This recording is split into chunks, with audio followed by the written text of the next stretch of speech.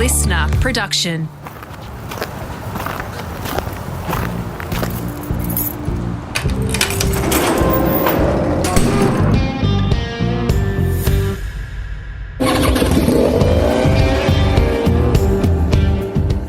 G'day, it's Rusty here, all set for part 2 of my feature-length podcast with former MotoGP race winner Garry McCoy. If you've entered the pit box without taking in practice 1, part 1, jump back to the library and hit the gas on the early years of his career.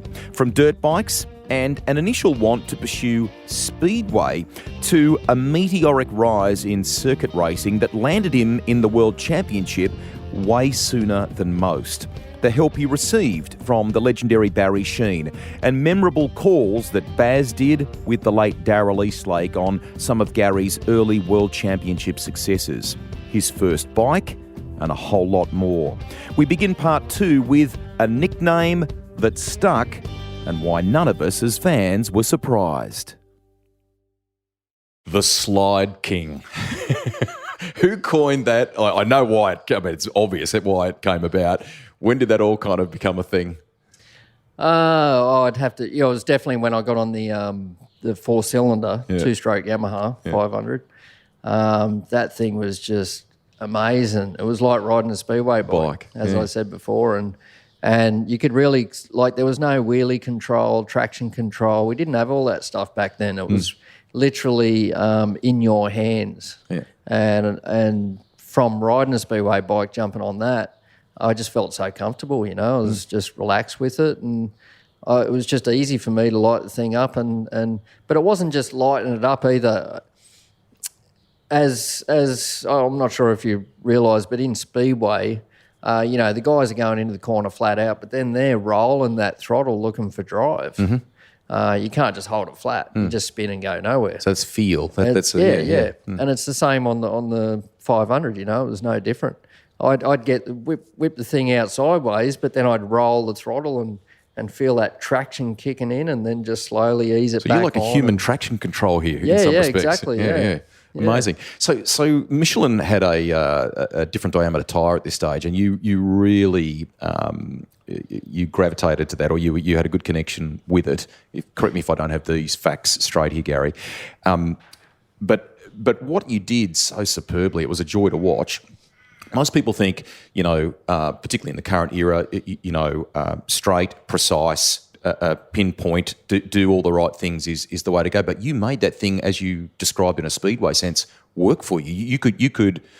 You'll tell this story better than I can, but you could slide it to a point in the corner and position it and do things that on paper you would think would kill the tyre or not be competitive, but in fact it was a good way around, wasn't it? Yeah, well, that's right. I just felt, I could get on the gas earlier in the corner, start to light the tyre up, but also rear wheel steer it. And back to when I said, you're sort of hard on the gas to get it wheel spinning, but then you're also rolling off the gas to look for that traction. Amazing. And then bring it back on. So when I'm sort of back to, I've already steered the bike to where I want to come out onto the straight, whereas the other guys are still turning and still pushing that grip into the bitumen, whereas I'm sort of just lighting it up on top, just heating the surface of the tyre. Amazing. But they're putting a lot of flex and stress through the tyre, which actually chews it up quicker than what it does sort of just spinning on top. Amazing. Let's talk about that bike, right? Because we need to cover some of your wins and success and so on in that period. So WCM was, I think Peter Clifford was tied up in that, wasn't it? That was part of his deal. Yep. The Red Bull colours on the bike and so on. Tell us about getting on that machine for the first time and then to win a 500 GP. Amazing. Yeah. Well, the first time I was actually back home, I pretty much thought I'd retired from racing. Really? You've never called that. You've never said, I'm done, have you? You've never used it, not that I know of anyway. So, but I haven't. Yeah. And always sort of thought about doing it, but I think it's beyond doing it now. Okay. It's kind of too far gone. Okay. So you more or less thought it was game over? Yeah. So that was in 99. Yeah. So I only did the last half of the season. Mm-hmm. It was actually Simon Crafar. They moved to Michelin in 99. Yep. Simon Crafar lost confidence in the tyres. Mm-hmm. and he just put his hands in the air and said, "Can't do it anymore." Okay. I was back at home here, still living in Sydney, fitting roller doors with my uncle. And, Peter Clifford rang up one night and rang me parents, and I sort of lived down the paddock a little bit on my own. And my parents come down and said, Peter Clifford just rang up from Red Bull Yamaha. He wants to know if you can race in Assen this weekend. And I'm like, well, what day is it today? And they're like, it's Wednesday. And I said, well, when am I flying out? And they're like, tomorrow. I'm like, don't know about that. Dust your passport off and off you go. Yeah. And I just thought, what could I say? I have to. So packed my bags off. I went the next day and then straight to Assen, jumped on the 4-cylinder for a first time ever around Assen, which is a pretty tough track to ride one of them around. And the mechanics still laugh when I see them now. They said, that first race in Assen, coming out onto the front straight out of the last chicane, they said that thing was bucking and wheeling and just trying to throw you off. But they said, but you just hung on and gave it to it, And toward the end of the year there, or maybe even been the season-ending round in Valencia, there was a third, wasn't there? So that basically set you up for the following year, all that stuff, didn't it? Yeah. I think we got some fairly good results. I did have a couple of crashes. I remember at Donington, had a pretty big high side coming down Craney Curves. And I thought, they're not going to want me for next year. But, we had a couple of good results right towards the end, especially Valencia, getting on the podium. I was actually one of the top 3 pretty much all weekend. Yep. And Regis, my teammate, Laconi, he was struggling all weekend. And then Saturday night, the chief mechanic come over and spoke to my chief mechanic. They were sort of talking and said, Garry, we're looking, can we put your settings in Regis's bike? I said, I don't care. Good luck with that. That's my setup, He went out and won the race. So I was pretty dirty about that. Yeah. But, is that the last time you did that? Yeah, it was actually. So I finished third at that race. So I was still happy. Mm-hmm. But then the following year I went out and won it. Straight away. In Valencia. Welcome. So, yeah. I won welcome, but then last race of the year in Valencia I won that. So you got it. You got square on that. Before that I won at Estoril. Excellent. And they were both by 5 seconds lead to second.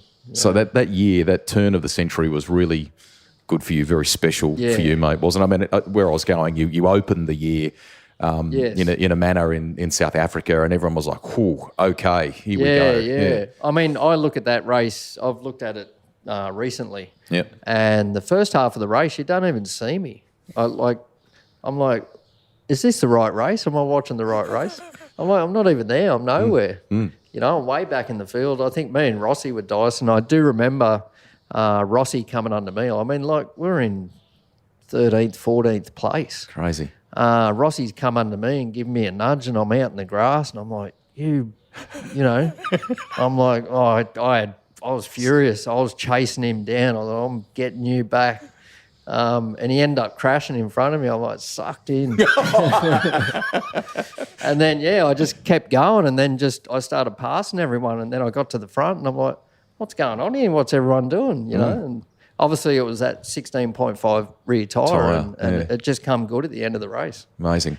So, I mean, to win Premier Class, hear that Australian anthem play, you are a winner at the pinnacle of motorcycle racing. Yeah, I know. One of the things I always remember is being on the plane the next day, whether I'm going home or to the next race or whatever, and back in those days, you walk on the plane, you grab a newspaper. I don't know if they still do it now, but they had all the newspapers lined up.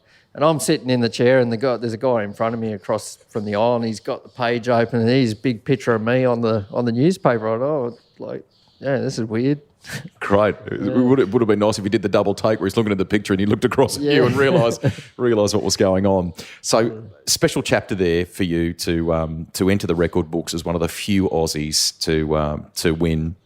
The sport goes through a bit of a transition, as you say, pretty significant one. We now enjoy the 2-stroke era, the 4-stroke era, I should say, which is ultra competitive. Yeah. And you did go through the beginnings of that too, didn't you? So, I mean, one of the things that I find staggering. The bike wasn't necessarily a great thing back then, but you sort of stagger that Kawasaki aren't a part of this, mate, with all the manufacturers that are represented in this paddock. Hey? Yeah, I know. I mean, they weren't there for a long time, and then they made a comeback, and I think it was a little bit unfortunate that I did sign with them.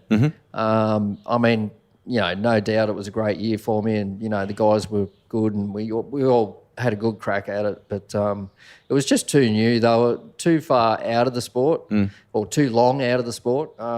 And, you're competing against Honda that they've just been there for years. Yeah. They just know everything inside out, all the setups, and, they go to each track and they just open the book and they're like, oh, yeah, okay, we've got to put this and that, and that's that bike's ready to win, basically. Whereas, you had things, I think, with your experience, you'd come in for a debrief and you'd say, look, ideally we need to make one of these, and you knew what you wanted, but that wasn't something they could turn around straight away, could they? No. They were also, that year they were a little bit out of budget. I think they spent so much just to get there. They were taking all the notes, and then it wasn't until, a couple of races later, I'm like, oh, well, how's that swing arm going? The stiffer swing arm that I said we needed. Yeah. Oh, yeah. Well, sorry, but we'll probably get that by next year. Did they go? Maybe I don't have this aspect of the story right, but I think their tyre choice wasn't necessarily ideal for what you wanted either. Is that right? Yeah. Again, we're on the Dunlops for that year. Dunlop, it's a great tyre. Don't get me wrong, but competing against Michelin, also with all the track experience, years of experience, all the tracks that we were going to, just too hard to compete against. Has to be the right weather conditions, whether it's raining, or cold, or Donington, Simon Crayfar's, magic win on the Dunlop tyres at Donington, where they do all their testing and stuff. So, it worked for them there. But every other track, it's either too hot or surface is different. It's just hard. When did it stop for you being a part of this paddock on a full-time basis? Because in continuing this combo, there is a World Superbike chapter for you, which we'll touch on a bit here. But when it stopped, how difficult was that? And were you ready to do something different, or what? I felt I should have stayed in the paddock. There wasn't really any opportunities there. Yeah. At that time, when I did leave the MotoGP paddock, there was this new craze of, out with the old wood and in with the new, and they were looking for the young kids, to come in and sort of take over us old guys. So that was a little bit hard to deal with, because I felt like I only just made my mark. I did have not old here either. You're only like early 30s, aren't you? Yeah, that's very right. Early 30s. Yeah. But as you know now, I mean, the in Moto3, they're kids. The ages just keep getting younger and younger.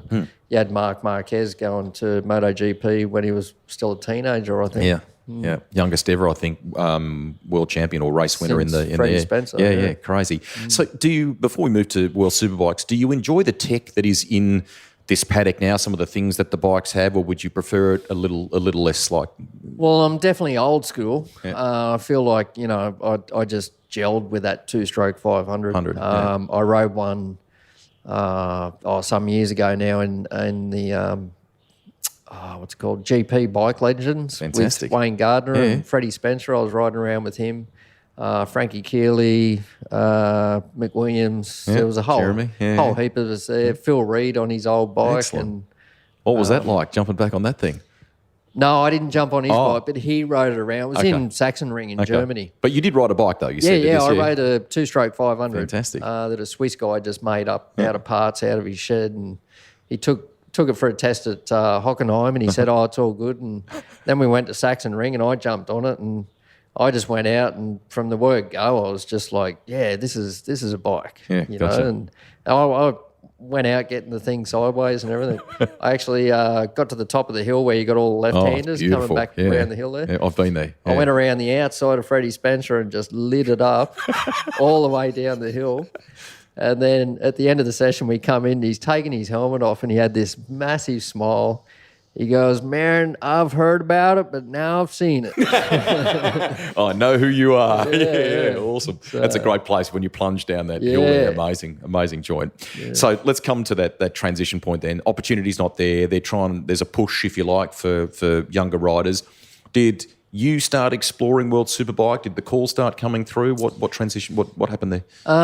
It was actually a team that was at Valencia Grand Prix in 2003, and they were looking for a rider. And I think it was just fortunate for them. They come and spoke to me, and what are you doing next year? And I'm like, well, I haven't really got anything yet. And they said, well, we're looking at doing this and World Superbike, blah, blah, blah, Ducati. I'm like, yeah, okay, I'll put it on the table, but I really want to do something here in the GP. And nothing really, come up at all. There was no offers, and I thought, well, I got to go World Superbike. Superbike, yeah. And I kind of wish I didn't. I probably should have just maybe taken the year off or just hung around to fill in for someone and maybe still try and prove a point there, try and get on a decent machine for a change. That said, with hindsight, though, at the time you make the best decision that you have, don't you? Yeah, that's right. And, me being a racer, I wanted to go racing, and there was just nothing there in the GP paddock. So I thought, well, I'm going World Superbike. Did you enjoy that? Yes, I did. It's a completely different paddock, as I think a lot of people know. It's very more relaxed, especially to what GP is now. So that side of it was really good. The racing was still pretty hard because we're going to different tracks I hadn't ridden at, like Monza, Silverstone, all those sort of places, which GP is starting to mix in with some of them now. But at the time, there was a lot of tracks I hadn't ridden at, and all the other guys had ridden at. So, it's kind of like starting all over again. Back in the 125 days, we're going to this new track, new bike, and you're racing guys that have been there for years, and they've either, Mr. Super Pole, Troy Corster, he's had Super Pole at nearly every track, and winning races and stuff, So it was a hard year, that's for sure. I did come down to Phillip Island and won the race. That was my next question, because, despite that, where we are recording here, we're in the commentary box at the top of the control tower. It would only be a couple of 100-metre walk for you and I to go to that podium, pretty special podium at the island, and you got to win one. It was great. Had the big goatee at the time. Which, I think... that was a bit of a trademark for a while, wasn't it? Yeah. Well, it got shaven off. Like, if I won the race, it was coming off, they said. So, okay.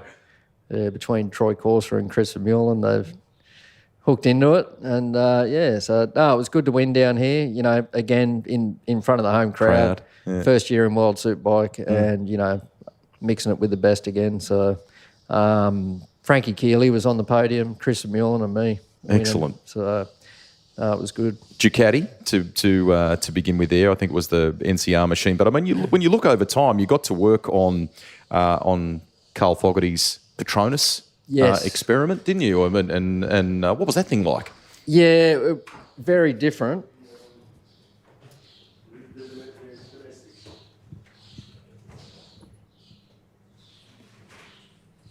Just leave it in the door here. Yep. Thank you. Thank you. That's fine. Just anywhere. Just anywhere there's fine. Thank you. That's okay. It's all good. Thank you.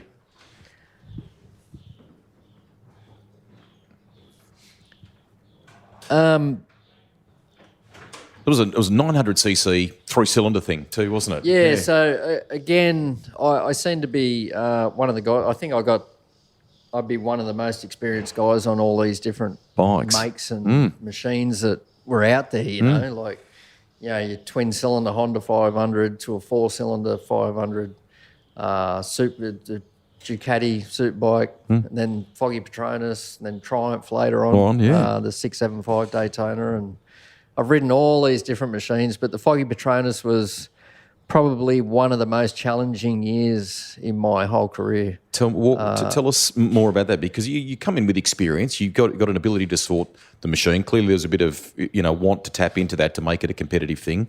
Why was it not, Well, I really thought, standing from outside, you look at the team and it was so professional. Yeah. Well, presented and just the bikes look great. The Icon behind it, and so I felt I wanted to go for it. Like Carl come up to me last race Sunday night partying. Probably had a few too many and said, yeah, I'll do it. Is that how you did the deal? At the end of the Ducati, more or less, or it started again? Yeah, that's what started it, yeah. I think he was sitting on the back of my scooter and we're inside a tent doing a big burnout. Seemed like a good idea at the time, Garry, didn't it? That's right. But no, obviously Troy Corser rode it 2 or 3 years before that. Yep. I was talking to Troy and he goes, I don't know. He sort of went through hell, with a couple of years because it was a new bike, had a lot of teeth and problems, things that had to be fixed. And that's where I thought too, well, Troy's been on it. He's no slouch on a bike. Surely, they've sorted out half their problems, got a bit of direction for the bike. Now, It didn't really seem to go too far forward. They just kept trying to get more power out of it. Mm-hmm. We blew up a lot of engines that year. My teammate was Steve Martin. Mm-hmm. Between me and him, I don't even know how many engines we blew up. I remember at Monza, leaving exit and pit, or didn't even exit pit lane, going out of the pit box down pit lane, I blew a motor up in first gear.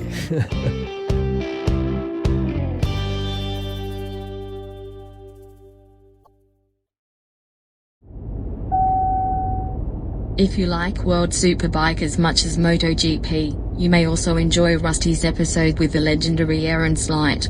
He recalls the highs and lows of his career and not just in WSBK. Some of Slighty's Suzuka 8-hour battles were unforgettable. And I can remember going down the front straight and turning into turn 1 and he was pulling out the pit lane. And I just gave him the bird as he pulled it because I thought, my tyres are hot, I'm on the pace, and he's coming to the pit lane and I'll have a gap, and I'd won it with him the year before, so we were great mates.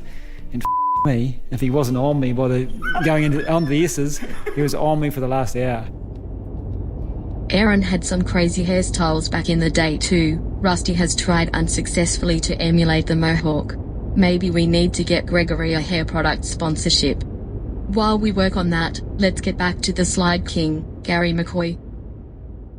So this quest for power, had they not necessarily been so focused on that, what other things should they have done to make the bike better, in your opinion? Yeah, I don't know. I'd rather lose a bit of power and have it more reliable. I did say, what's going on here? And it turns out it was the valves, but they're machining the valves so light, they're just wouldn't last. Yeah, wow. Just heating up and dropping off, falling to bits, and then just blow up the engine. I'm like, just put some standard ones in it. Yeah. I don't care how slow it is, at least it'll finish a race. You talked about Triumph there a minute ago. We'd be fast tracking a little bit. What happens in between sort of Petronas and there and in career terms for you? Yeah, I had nowhere, no avenue to go to. There wasn't much options around, and then, the 675 deal sort of come up, and I thought, okay, here's my last crack at going for a world title. But again, lending your experience to a great brand, something that was that you could help shape, if you like, in development terms. Yeah, definitely. No, I did see a lot of that, and I felt I helped Triumph a lot for that. I got them their first World Championship podium in 40 years. Crazy, so it was mate. 40 years before I got on the podium that someone else I can't remember who it was. Okay. But yeah, 40 years. 40 years. So yeah, that was kind of... Actually, I went to Triumph. They're not far from Donington. We were racing at Donington, and I got the podium there. And I said, let's say I get the podium here this weekend. It's your home track and everything. They had a Steve McQueen replica, what were they called, scrambler. Gotcha, bike. yeah. I'm like, I really like one of these, what? If I get on the podium, what do you reckon? Will you? And they sort of hummed and hawed, and I thought, and then I got the podium, and I said, how's that bike? No, I didn't get it. Didn't you? Bastards. That would have been a cool thing. I know. Very cool thing. I love that thing. You Looked never called awesome. time. You never said, I'm sort of stopping. Maybe the way the world goes and age and everything sort of makes a bit of that happen. Yeah. How did the realisation that you know... I think it's taken a while, and I think... Is that hard, mate? The whole reason I haven't retired yet is because I felt like I should have got a better opportunity. Yep, to finish it, to finish the chapter, or to finish the... Yeah, or not even to finish the chapter. I felt there was a world championship there in my grasp, but just got struck with a bit of bad luck, along with some bad teams or bad equipment. And it just didn't really fall into place for me. Like 2000 was a great year. It was my pinnacle. Won 3 races that year, a lot of podiums, seconds and thirds. Sort of fighting for the championship at the start of the year, which it's the wrong end of the year to fight for a championship, but, it all happens at the end. And I remember here at Phillip Island in 2000, I was ready to win that race.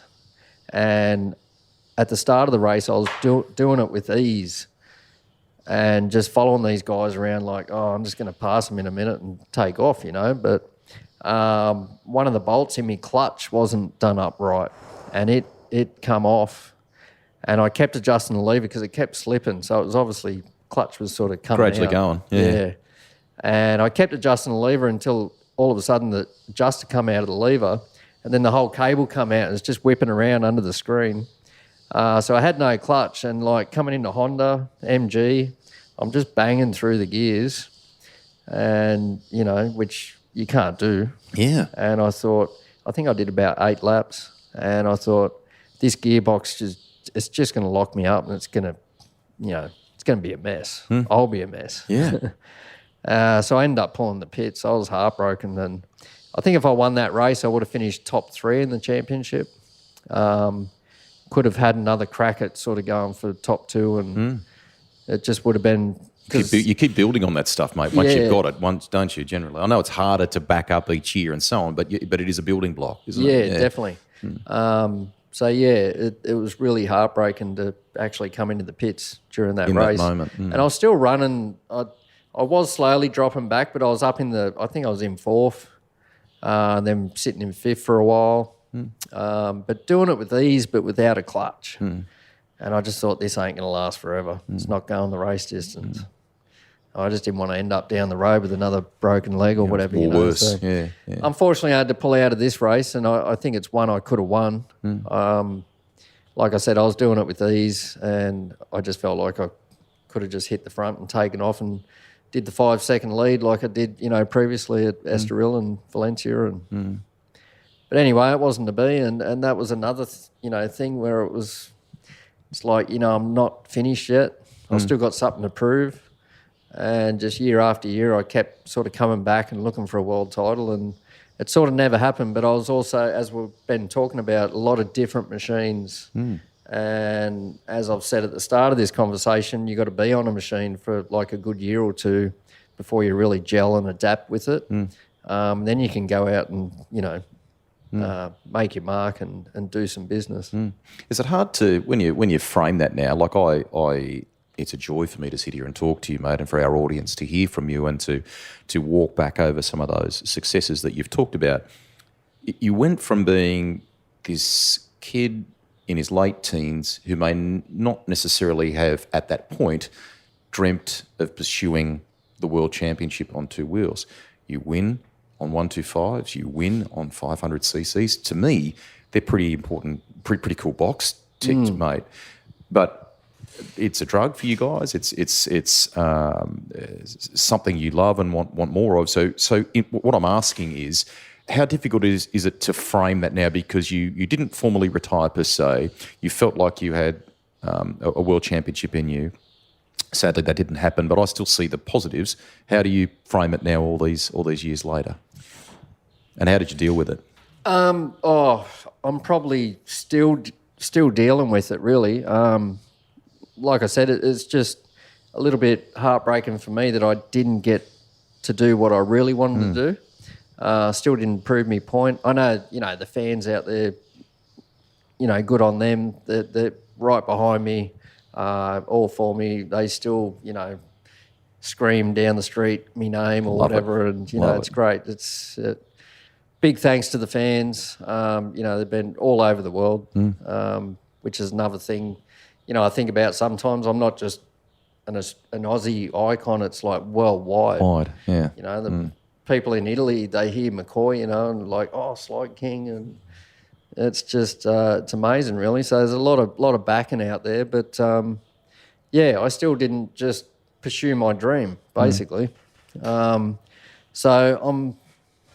I'm kind of over it now, but it did take a long time to say, okay, this is kind of finished. But I'm still on track. I'm still coaching. When I'm on track, people are just amazed at some of the things I do. I was just before I come up here, I was bumped into Loris Capirossi, and we were talking to him. He's like, "You still riding?" I'm like, "Yeah, I've got an R1, do coaching, blah blah." He goes, "Are you still sideways?" And I'm like, "Yeah, actually, I am." Still doing it in your 50s.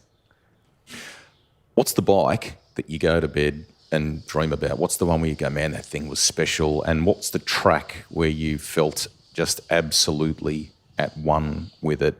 Take our audience there, mate. Well, it's definitely the 2-stroke 500. And it's funny how you just asked me that, because I remember when I was racing the 2-stroke 500, I used to have nightmares when I went to bed. Really? Like Friday and Saturday nights. Yeah, to be a high side, because that's what them things were great for. So like a real vivid nightmare. Yeah, but a real vivid nightmare. I'd wake up, I'd jump up out of the bed, and I'm like, oh, shit. Like, oh, it's okay. It was just a dream. Okay. But yeah, it was so real. It was one of the, till this day, it's still one of the realest dreams I ever used to have. And it used to happen a lot. Okay. And yet it's the bike that you immediately think of, that you love. Yeah, it's the best bike in the world. It's amazing. Take us to a track where you felt at one with it, mate, where it was, Valencia was a good place. Yeah. I got 2 podiums back-to-back years at Valencia. It was, so when I finished third, that was the first year they ever went to Valencia. Yeah. So it was a clean slate for everyone, and I just gelled with the track. I loved it, on the right bike, and did the business. Yeah. Regis Laconi might have won it that year, but you came back the next year and won it, which is cool. Yeah. Not sharing any information. Do you love the current game? Do you look up and down the lane and go, wow, what Marquez has achieved is pretty special? Maybe you've got a thought on him finally leaving the Honda camp. I mean, that's pretty. Part of me thinks good on him for trying something new and to see if he can win on another mark, because not everyone has been able to do that. But when you've got a special chapter like he's achieved with Honda, hard to think of him leaving that family or that fold. Yeah. And there's some unbelievable talent coming. It is so competitive down there right now, isn't it? You can't make even the slightest blue. I think the way the bikes have gone, the technology, the electronics, all the aerodynamics, it's way beyond me. It's definitely gone sort of down the Formula One path. Yeah. You'd like to see a bit of that tapered back or taken back out of it? Oh, definitely. I mean, it's too late for that now. But I wish the 2-stroke 500s were still there. I'd love to get all these guys on the MotoGP bikes and get a whole handful of 2-stroke 500s and say, come on, let's go. Let's see who's quickest now. Watch them all fly through the air. But, it needed to go in that direction. Wouldn't go forward otherwise. But I think it's beyond me. Is way too much electronics. They got anti-squat and just all this other stuff now, and it's just crazy. It's phenomenal. Sort of where it's gone to. But good on them. It's I'm just old school. Just like feeling that throttle in my hand. You watch them now; they get into the corner and just smack straight to the stopper, It's like, whoa, can't do that on a 2-stroke 500. Two to finish here. Not all that long ago, you were running a cafe. I don't think you're doing that now, but the great thing about that cafe, which was a lot of work for you, I know, was it had all this memorabilia of stuff from your career, and you'd often run old races for people to enjoy while they're having a coffee and so on. You're quite hands-on with that whole place. But what was the memorabilia and stuff like? What kind of things did you keep from years gone by? Oh, yeah, no, it was great. The people loved it. There was obviously, I only had I think 4 or 5, maybe 6 of my suits. Okay. With the helmet from each suit on top Excellent. of it. But then Chris Vermeulen gave me a couple of suits. Troy Bayliss gave me a suit. Had an old pair of John Hopkins. Who else is up there? Mike Jones. Excellent. Sort of tried to support some of the... I had Arthur Sissis. He nice. signed a poster for me. And Chris, who else was there? Jason Crump. Yeah. I had his suit and helmet Excellent. in there as well. So, it was a lot of stuff, and then a lot of pictures, a lot of leathers, a lot of helmets. People used to just come in, and I'm like, hurry up and order something to eat. Oh, no, we're just looking. But you tapped into something that was great. Well, like that cafe bike riding culture where they come in and stop and enjoy that sort of stuff is great, isn't it? I brought thousands to that town. Love it. I did a motorcycle swap meet, so it was on a bit of property and had all the vendors out the back, and there was nowhere to park in town. It was full, even because all the trucks, it's the path, it's on the New England Highway. Yeah. And all the cattle trucks come through. They normally stop and get a coffee or whatever, or a toasty. And they were all on the radio. What's going on in Kuya? There's nowhere to park, nowhere to pull up. And they're like, oh, Gary's doing something. It has to be him. Did you keep a bike of some kind or a restoration project? Have you got a little something now that is a labour of love for you? Oh, I've got a couple of speedway bikes. I've got an old Todd Wilshire Fantastic. speedway bike. What is it? What like a Jawa or whatever? It's a Jawa. Yeah. Excellent. Yeah. Excellent. Todd was on the Jawas. Yeah. And then I've just recently got one of Jack Holder's old bikes from when he raced back here. Excellent. Because I used to race his father, and we used to get along really well. Yeah. Still do. Yeah. And he's actually working now with Craig Boyce in the Speedway Experience. Terrific. Down Sydney. Okay. And so one of his bikes were up for sale. I'm like, oh, wow, I'll grab that. I don't really want to use the Todd Wilshire one anymore because, if it does hit the deck, you can't get all them guards and stuff. Yeah, special. I just want to sort of hang it on the wall and leave it there. Excellent. But yeah, got the Jack Holder one. Now he's doing really good, and I'm like, oh, I don't know if I want to ride that either. I'm just going to have to buy some old crappy thing get out there and have a go. Good on you. Hey, you've been excellent with your time here. That time is now to be devoted to the young kids who are racing here this weekend. Well done on sharing your insights with them. It may have been difficult, mate, to compartmentalise the notion of rolling off the throttle a little bit, but be proud. You did some amazing things during your career. Getting on a personal note, getting to see you succeed at Eastern Creek on that 125, I'll never, ever forget the sound of the crowd, mate, because you set the tone for the day. We had other support categories there, but you set the tone for the day before everything sort of started unfolding in 500 lands. So well done. Well done on winning at the very pointy end, mate, on some great bikes. And thank you for sharing some of those memories with us today. Yeah, no worries. Thanks, Rusty. And yeah, thinking about the win at Eastern Creek in 96, I remember the crowd. It was like the Mexican wave, I was coming down the straight and people at the end just screaming in the air with their arms in the air. And it was a pretty amazing moment to be there. That was definitely one of the highlights of my life. Pretty good for a bloke who wasn't necessarily going to go down that path only a couple of years prior. It turned out I was the Australian of the day because Creville took out Mick. It was massive, absolutely massive. I was the only, achiever that day for Australia. Great achievement, and I love the fact that even in your 50s, mate, you're still sliding, which is great. So keep that up. Good on you. No worries. Thanks, Rusty. Cheers.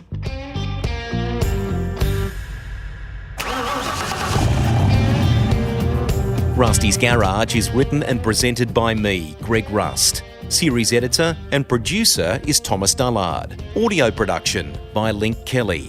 If you've got a guest suggestion, get in touch with me via social media. The Garage, that's where a journey begins with a tank full of passion-fueled stories.